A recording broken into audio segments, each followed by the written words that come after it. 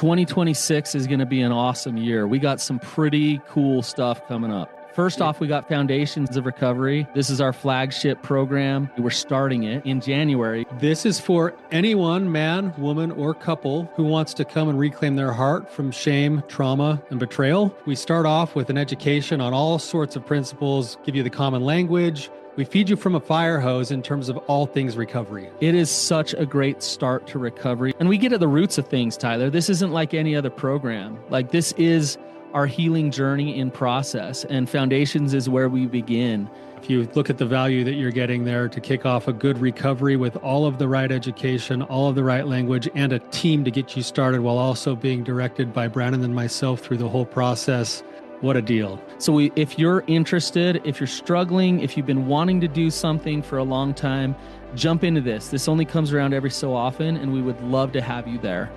Click the link in the description to sign up for it. And to make it even sweeter, we're also including a raffle for a free pass to the Radiant Dawn retreat. Anyone who signs up for Foundations will be added to the raffle for that free Radiant Dawn pass. If you're a man and you sign up for Foundations, your name still gets entered, and you can give that pass away if you win it to any woman that you want to. So what you're saying, Tyler, is if you sign up and participate in Foundations, you could possibly go to Radiant Dawn for free? That's exactly what I'm saying, which is crazy because Foundations by itself is already an insane value. Man, I sound so salesy. But it actually is awesome. So come to Foundations. And even if you don't come to Foundations, sign up for Radiant Dawn. It's beyond therapy, the best healing experiences that you can have. Click the link below and come join us. Why are you getting what you're getting in life? Welcome to the Therapy Brothers podcast. I'm Brannon. I'm Tyler. We're brothers. We're therapists. And we know recovery. Bring your stories, your questions, your successes with real recovery.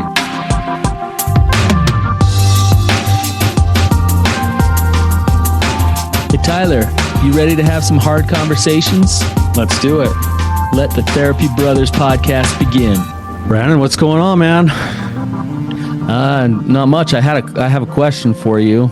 That always worries me. I need to figure this out. I need help. Okay, what's going on? Yeah. So when you're on a long flight, and when you're on a long flight and you feel a little bit gassy. Okay. What do you do? How do you handle that? Was that your experience yesterday or what? Well, no, I mean, I might have been on a flight yesterday, but you can't just let it fly. There's people around you everywhere. Totally inconsiderate. Yeah, very inconsiderate. So what do you how do you you can't really, no one wants to actually try to make their way down to the lavatory for that.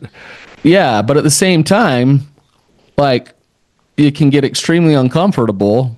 That's what I'd say. Lean into the discomfort of it. You lean it for you're on like a 4.5 hour flight. And hold tight.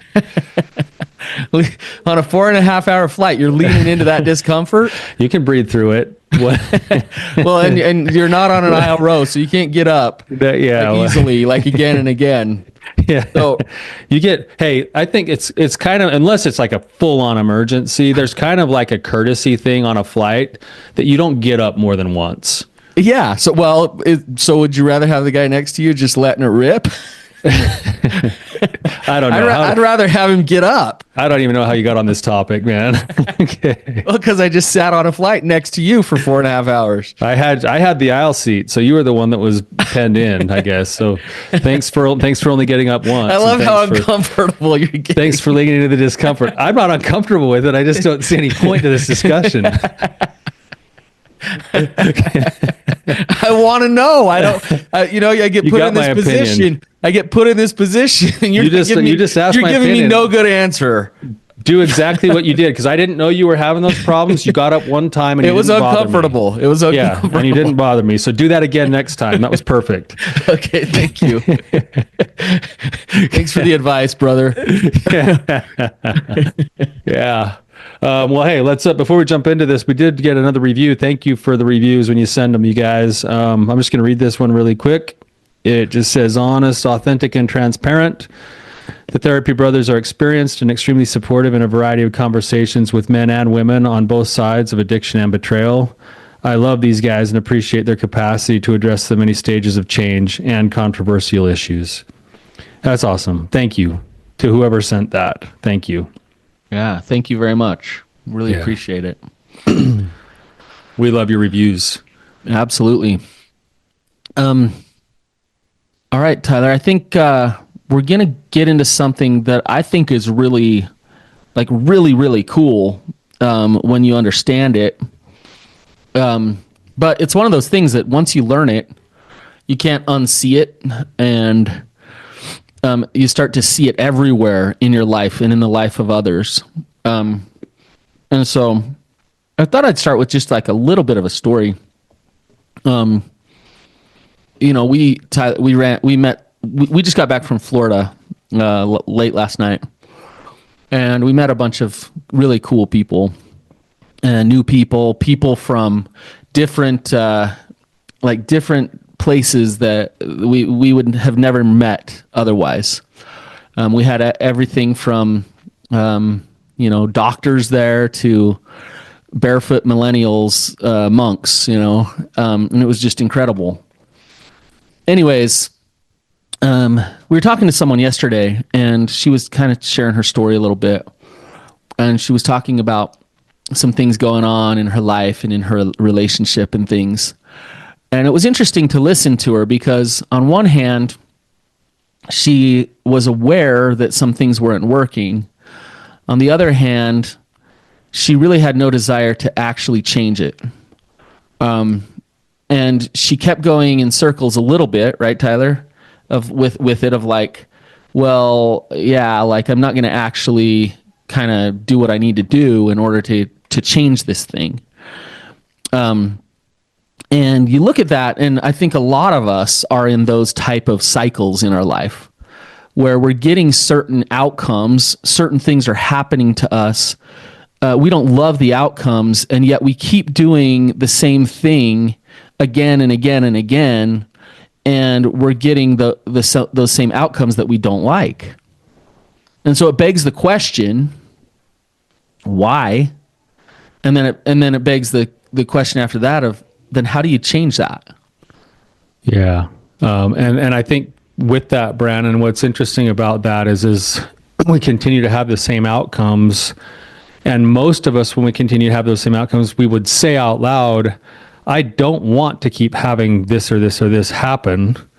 And maybe we at least know that it's happening, but most of us almost willfully we stay in denial of the fact that we might be contributing to the cycle and the pattern of the outcomes that we don't want. So we live in this spot where we're not even conscious of the fact that, hey, I have something, I am actually the one who can facilitate the most change in this part of my life around like the outcomes that I want different. And yet I'm continually looking outward saying, well, if this would happen, or if this would happen, or if he would do this, if she would do that, if this or that, if I could win the lottery, like whatever else. Then. It's if, when, then. It's always these outside sources.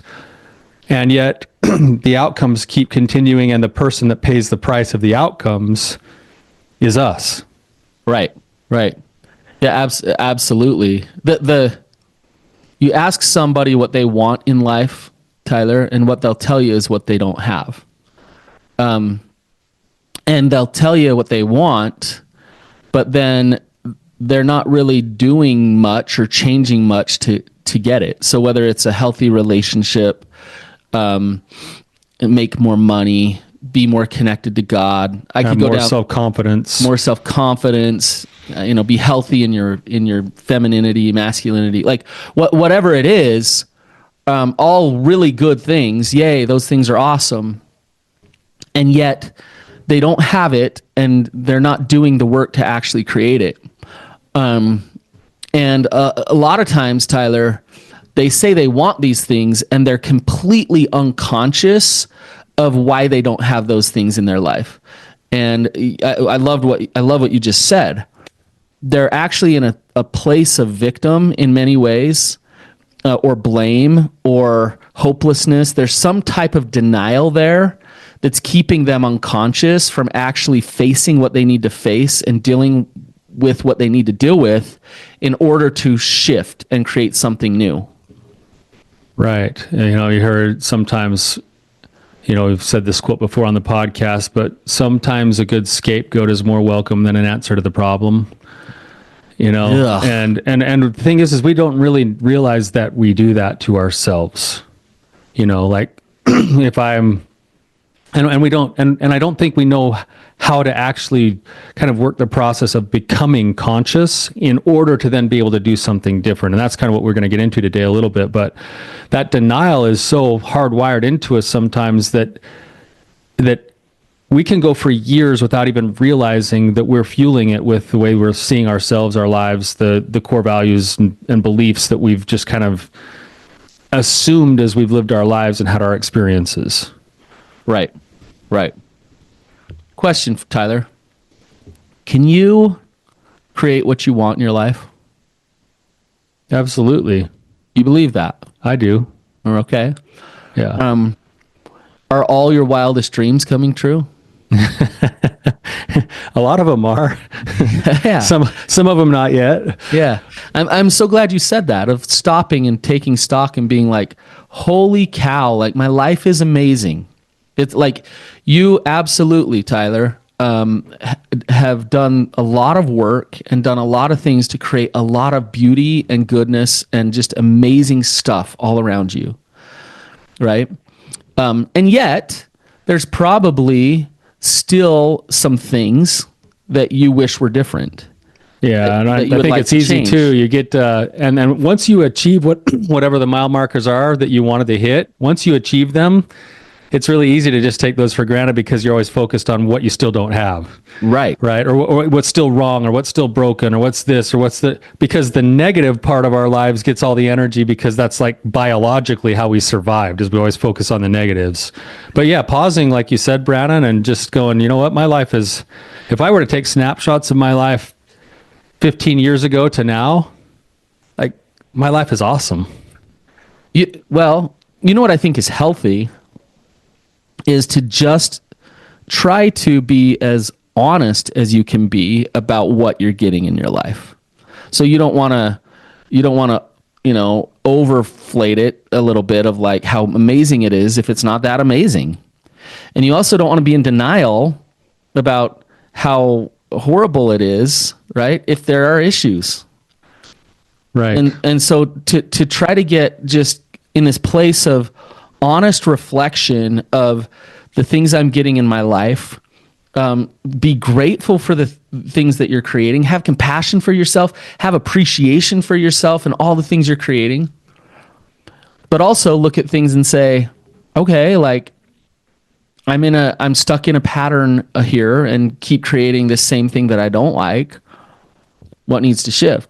Tyler, you and I are in a state of change right now with our with some of the things we're doing in terms of business and things like that. And it's interesting because it's like, oh, we're working this program to start to do things different a little bit. And what happens, Tyler? Everything gets uncomfortable. Yeah, it's like all of a sudden this like little business thing we're doing is hitting on like the deepest parts of our soul and making us look in the mirror big time, right? Yeah. Which means this thing is working. It's working exactly the way that it's supposed to. Mm-hmm. Right. And I think that's what we want to do today, Brannon. And maybe you and I could share some experiences of either our personal experiences or clients as we walk through this pattern of like maybe a way to address these things. But before we get into that too much, I'd like for our listeners to actually think about something in their own lives. Okay. And me and Brannon will walk you through, it's actually kind of a version of an exercise that is inside the healing journey that we have on the platform at reclaimyourheart.org. But we'll do a smaller version of it here today with our examples. But I'd like for everyone just to like visualize for a minute. Like if you take a look at your life, just pause for a second, look across all areas of your life, physical, emotional, spiritual, social, sexual, any part of your life that you want to look at. And if you were to just sit quietly for just a split second and just let whatever rises to the surface rise to the surface, what is an outcome in your life that you don't like right now? It might be a repetitive outcome. It might be a current single outcome. But what is something in your life that you don't necessarily like right now? It could be the way you're showing up at work. It could be what you're doing with your kids. It could be a secret you're keeping. It could be there's a bad feelings habit. of guilt, shame, disgust, Anything. resentment. What's something in sadness. your life that you don't really, that seems to be there, but you don't really want it there, or you want it to change? And as we talk through these examples, try to apply the principles that Brannon and I are going to talk through to your own situation, and see if it does anything for you. Now, I will say this, that if you actually follow through on this exercise, by the end of this episode, around this particular problem you have in your life, there will at least be one fundamental shift that will start to happen that you may not want to have happen. You're going to start to become more aware of it. And when you become more aware of it, if you refuse to do something about it, you will be signing yourself up for more discomfort and suffering. Yeah. So, because then you're like, ignorance is bliss. yeah, you're kind of, you're like conscious of your denial. You're going to start to become aware of your denial, and then you're going to have to choose denial instead of just be in denial. It pushes you, what we call it stages of change. It pushes you from pre-contemplation, which is like, I have no idea that I even have a problem, to contemplation, which is more uncomfortable than pre-contemplation, because it's like, I know, Because you know something needs to shift. I know it. I know that I have the power to shift this. I just don't want to. Yeah. And Right. that's an uncomfortable place. So, Right. should we walk them through it, Tyler? Yeah, let's walk them through it. All right. So we call this our trauma tree. And we won't get in like way depth here with it. But we want to give you high level understanding of this principle. And it's amazing when you understand it. So the first thing that we look at is the outcomes of your life. We call it the fruits of your tree. Somebody comes into therapy or starts reading self-help or something. They're like, I want to change something. So we ask, well, what's going on in your life? What are the problems? What are the good things? Like, what are both the good fruits and the bad fruits in your life?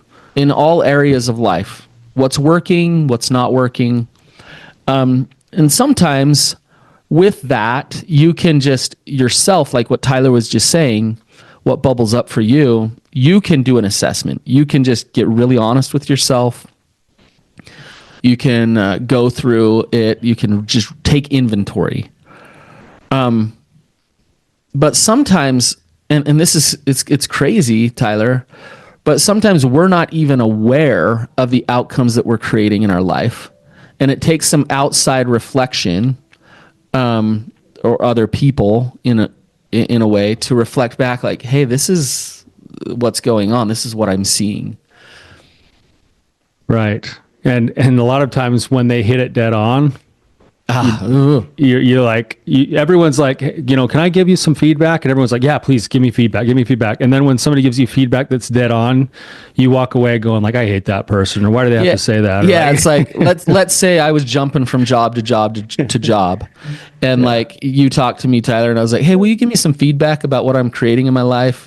Tell me about my career. And you're like, you're jumping from job to job to job. There's definitely a pattern of not sticking with something. You don't follow through on things. And I'm afraid like, that F you, Tyler. F you. That's about you jerk. I don't want to look at the outcomes of my life. That's too vulnerable. It's too scary. It's too hard. So the vulnerability starts right here at the fruit level. When you start to take a look, some of the things you're very aware of, and it's like, yeah, I know, like I get it, like, and then some of the things you're aware of, but you don't want other people to be aware of them, and when other people are aware of them, it triggers shame. That's right. And a lot of this is going to boil down to shame for most of us eventually, but we'll get there in a second. So, So Brannon, maybe giving an example of what happened for me this weekend. Like, we went to a place, the conference we went to was for It was a specific training for people who are healers in all different facets of being healers, who also want to be able to expand their reach and help more people and expand their business.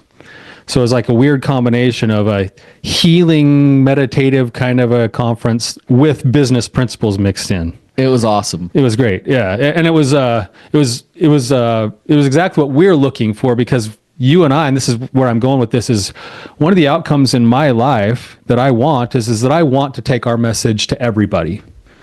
Like, I feel like what we have here is something that can help millions of people. Deep inside, I feel that.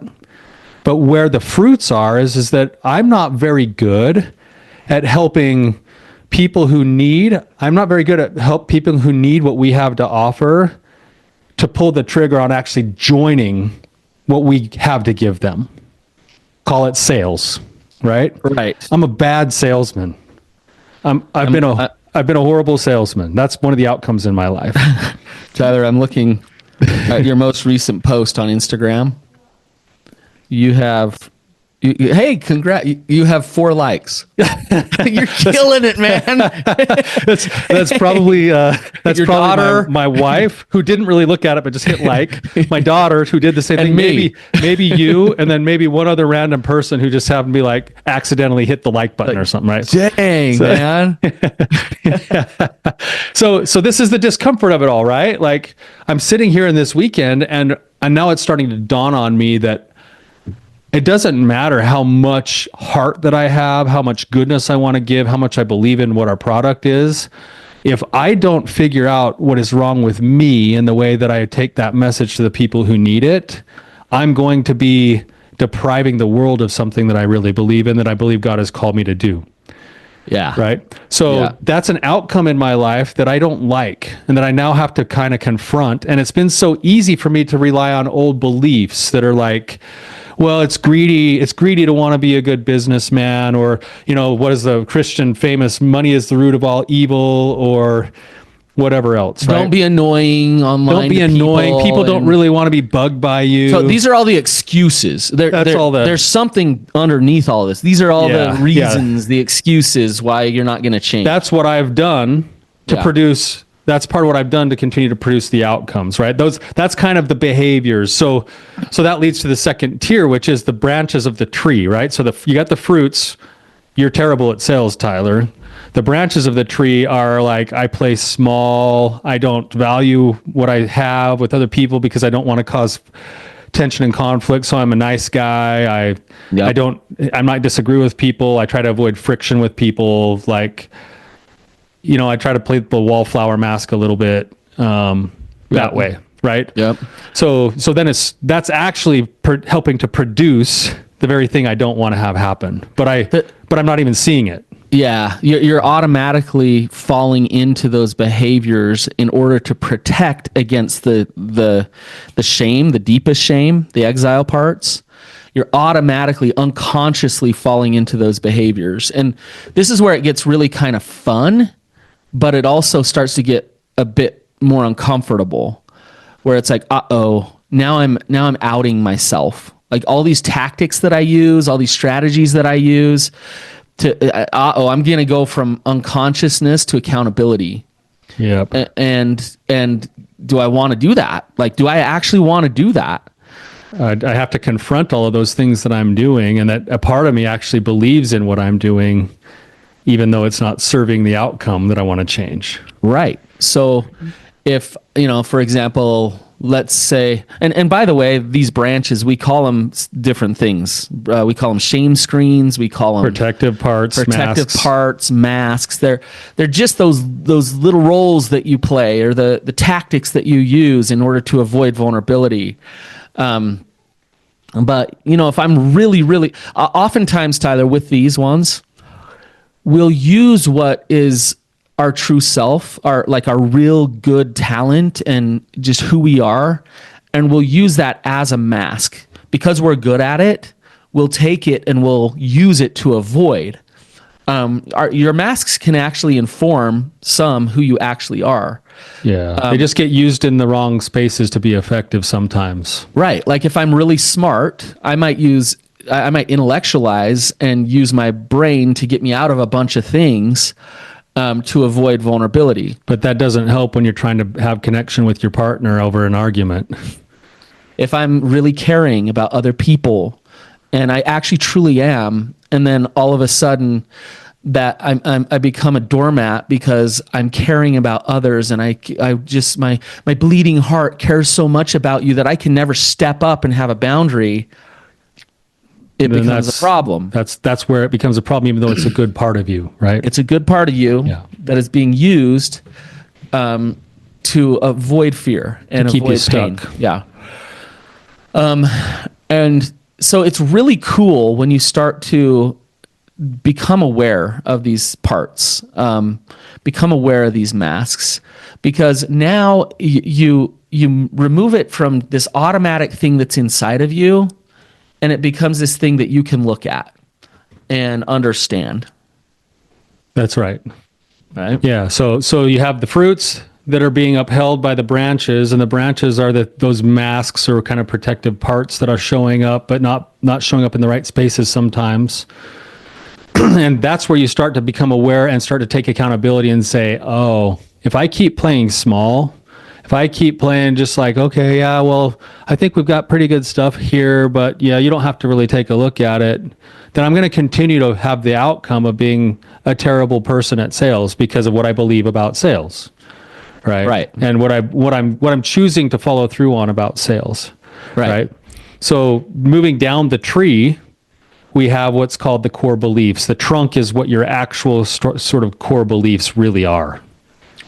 So you have to tease out what's underneath the masks that you're using to avoid, to kind of protect, and you have to get underneath and say, why am I showing up that way? What is it that I believe about myself, about the world, about other people, that is leading me to put on these masks that are producing these outcomes? Yeah, and this is where like it's really interesting, because we all have our own paradigm, we all have our own perspectives, and we all have our own systems that, like, Tyler, even though we were raised, we're a year apart, raised in the same family. Now, some of the things that we believe and some of the lenses that we look through are the same because we had so many similar experiences. And yet, your experiences were very different than mine in many ways. And so you view the world different than I do, right? Just because you've had different experiences. So, somebody might say something to you and it means one thing. Maybe you get really upset about it, and they say the same thing to me, and I laugh and I think it's funny, Right. like that. And that's because it filters through these lenses, it filters through these belief systems, and then you have a response to that. That's right. And a lot of us have a hard time finding those core beliefs because the core beliefs a lot of times just establish themselves as a byproduct of the things that happen in our lives. So we have to pause and actually get really curious. This is where curiosity has to come in and say, what are the beliefs, and why did I start to believe these things? So, I had some. Yeah, go ahead. Go ahead. Share it. I just want to give some examples of belief systems, and there's a gazillion of them. But the things we deal with a lot are, nobody will love me as I am. Like, men won't show up for me. I'm going to get rejected. I'll ultimately fail. And the people with these beliefs probably wouldn't say them out loud, but they're inside of them. Feeling. It's more in your body. Construct of the world they're living in. Yeah. And so then if that's deep inside of them, and what's interesting, Tyler, we've been talking about sales for the last 3 days, and sales pushes you to actually look at what are these beliefs that I have that's really making it hard for me to be uncomfortable, right? And it's interesting because with something like sales, different beliefs can actually be the thing that is in the way. Right. You could have a belief about money, like, well, trying to make money is greedy. There's a belief system that's a gonna belief get in your way. You could have a belief about yourself, like, well, if they don't buy it, I'll get rejected. That means I'm not good enough, or I'm a failure. I'm not good enough. I'm a failure, right? So then, yeah. So did you have an example? No, yeah, just working through the example that I was sharing from this weekend is, here I am. I'm realizing that I'm in the way of actually really fulfilling what God has called me to do, because I have this lack of skill. The lack of skill is actually as a result of me showing up in certain ways. And now the core beliefs around that are, if I really start to dig deep, and I challenge our listeners, if you're following along with this with your own thing, like, you start to look at, like, what are the things that feel natural in me but are actually just beliefs that I'm showing up with. So one is, for me, I've never wanted to be a burden on anybody. I've always wanted to be nothing but a giver. And, I remember, like, in my practice early days, I started my own private practice like a long time ago. And like after the third year of being in business, my wife came to me at tax time. She was like, hey, Tyler, like, what's this number that you have written down? Because I was like going through and writing down like all of the different numbers of expenses and things like that. She's like, what's this number here that you wrote down? And I was like, oh, that's the dollar amount of all the free sessions that I did this year. And it was like, it was almost as much as what I'd made. I was basically doing sessions, every other client was free. My wife, so it got to the point where my wife started to resent me, and she started asking, like, every day, like, hey, how many sessions did you have today? And I'm like, oh, I had 7 today. How many were free? 3. And finally she came to me and she's like, Tyler, you got a problem. And I'm like, I'm just being generous. I'm just being kind. Like, I just want to give. I just want to mask, which I do, because I am that way. That's the good part of you. That's the good part of me. And then my wife said, you have to realize, Tyler, that in all of your generosity, there's also a wife and 4 kids here that need to be provided for. Ouch. I'm like, oh crap, there's truth in that too, right? So what's the belief underneath that then? The belief is something like, I don't really feel like I'm worth what I'm giving people. It's a harder one for me to say out loud, because that's the vulnerable piece. Right. That's the part that's like people don't really want what I have to offer. I don't want to be greedy. I don't want to I want people to be known that I love them as people and not as a number, like that kind of thing. All of that is the mask. All of that's like the justification to do it. But the belief system's even underneath it. It's like I am a burden, or I'm a burden. I'm a failure. My wife calls it my poor kid mentality. She's like, I have Tyler, to prove myself in order to be loved. Yeah, exactly. Like that's the belief system that is driving the excuses, driving the behavior. And then you can go to your wife and be like, what? Like, look at how good I am. And that's what you're going. What's crazy is it's a form of gaslighting without even knowing that I'm doing it. Right. And we all do it. But what's crazy is these beliefs, these core beliefs, is they are amazing because they create what you believe. They perpetuate it. If I believe I'm unlovable, I'm going to go out and find people that won't love me. Yep, you go find proof. And when they don't love me, it'll drive home that belief. And when that belief gets driven home, what am I going to do again? Go find people that don't love me. You're going to have it reinforced and say, yep, that's the truth. That's what life is. You're not even going to question it because you've lived it so many times. You don't even know you can question it. It just is. Right. And this is where it gets unconscious, because people look at the outcomes of their life and they're like, well, I don't want those outcomes. Well, are you willing? Are you willing to go into the depths a little bit here? Are you willing to actually, like, it's interesting as you were talking, Tyler, because even for anybody, as you're talking, somebody kind of got down to it with me over the weekend. And it's like, as you get down to it, it's like, oh shoot. Like there's this feeling of like, uh-oh, like I'm actually hitting on something very tender. This is way bigger than a sales question now. Yeah, this is like this is like when the dentist is drilling down and there's that nerve and it's like, oh, you're getting. I had a root canal and he popped through this part of my tooth and just pain everywhere, just intense, crazy. It's like that. It's like, oh, you just hit it. Yeah, you had that happen this weekend. Yeah, I had that in like happen. 10 minutes time with the guy asking the questions. Yeah, emotionally this weekend, it's like, he just hit that little pain point, and he hit on a belief of mine. And I can share that belief, but the belief is I'm not important. And when he hit on that belief, it was like all of this stuff came up for me.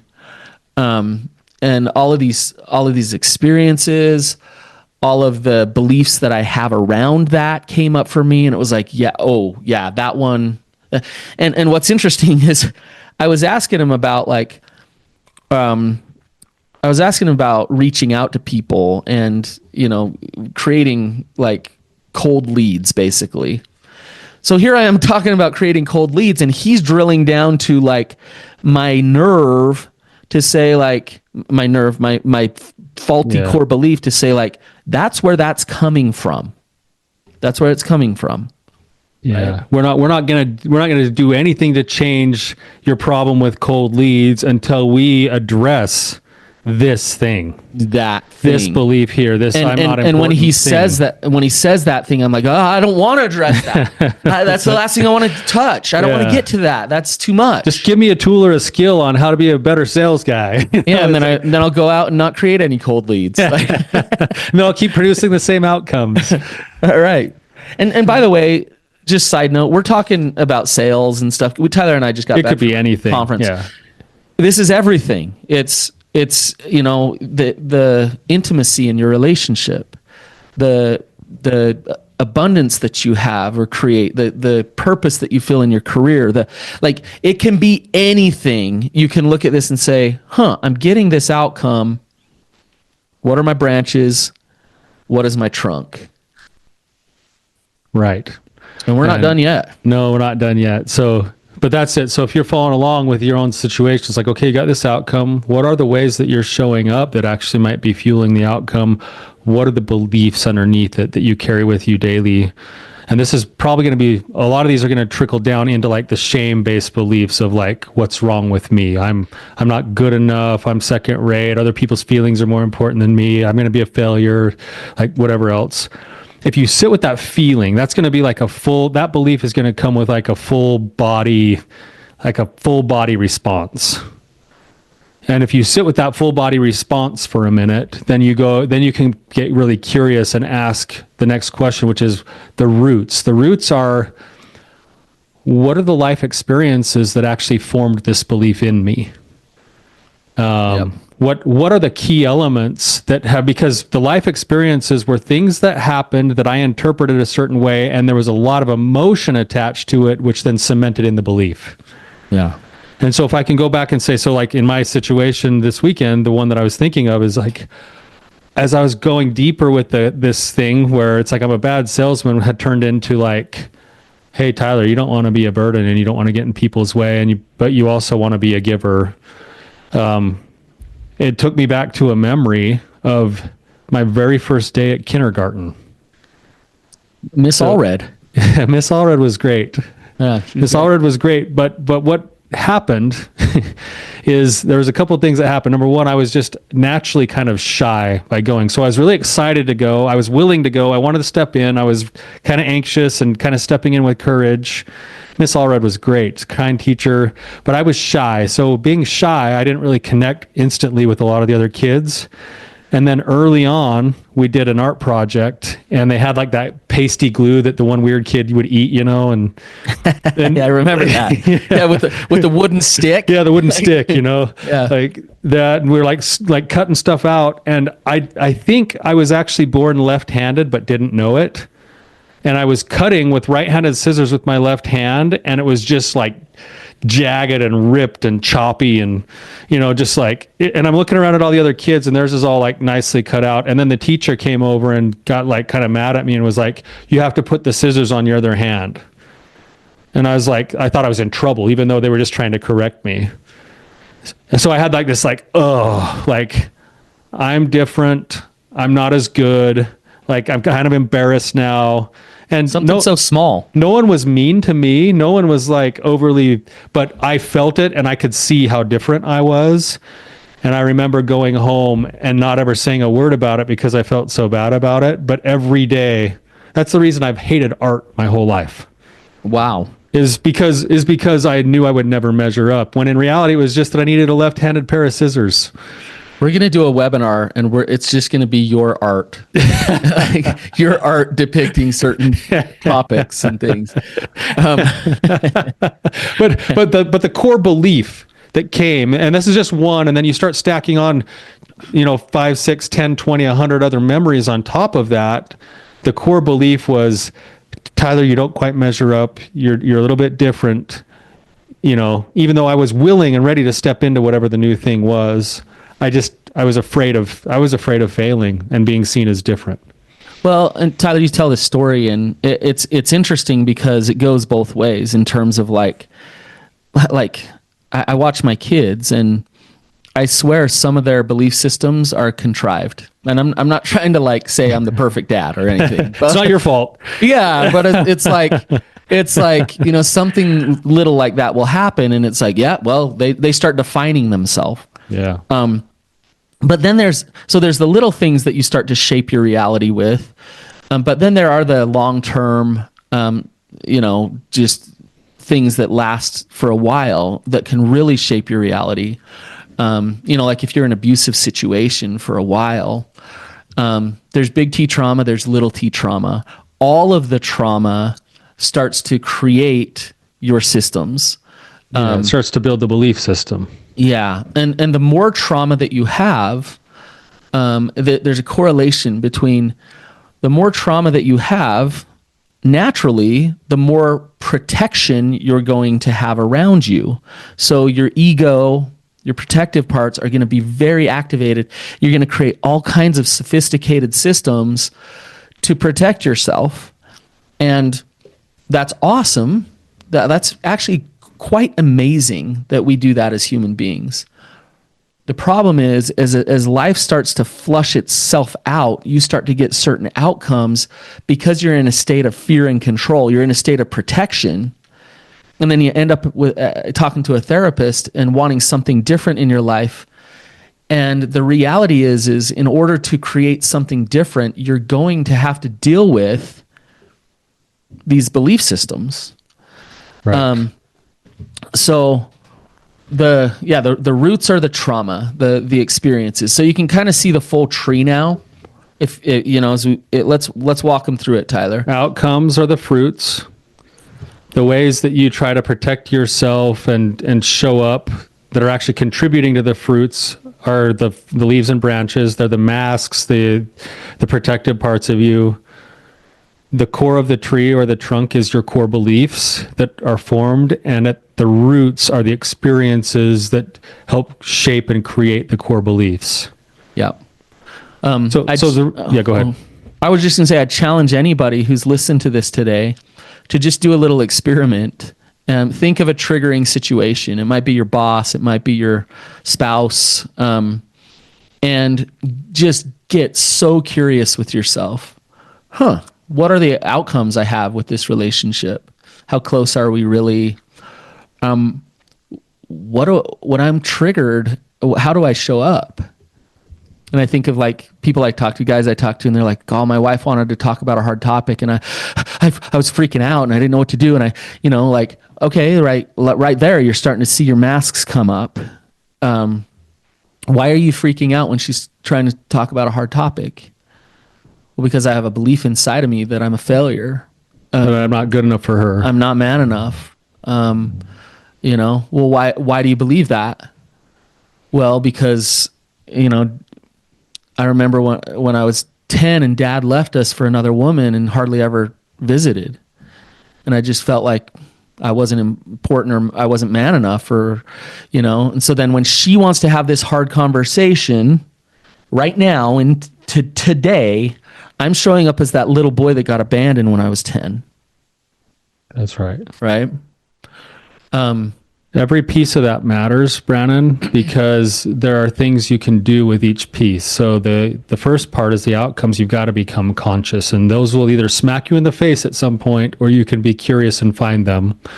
But consciousness will then lead to a deeper sense of awareness, and that awareness will allow you to take responsibility or accountability. And then that accountability will allow you to go a little bit deeper. And when you find the roots, it will lead to the practice of compassion and understanding. I think you skipped a really important one, Tyler, if you don't mind me being Go ahead. I probably did. Well, like, okay, I'm conscious, I'm aware, I'm accountable. But before we fully get to compassion, between accountable and compassion, there's courage. For sure. That is the way that you undo this.